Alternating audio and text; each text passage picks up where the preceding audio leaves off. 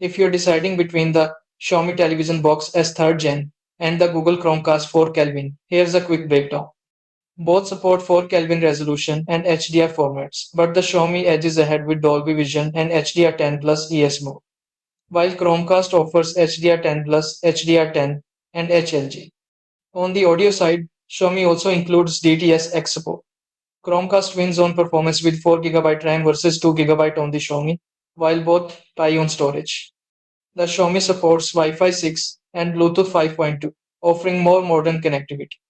Chromecast has a smaller design and includes Ethernet support via the adapter, which can be a big plus for stable streaming. Both come with remotes, HDMI, and adapters, though included accessories may vary by region.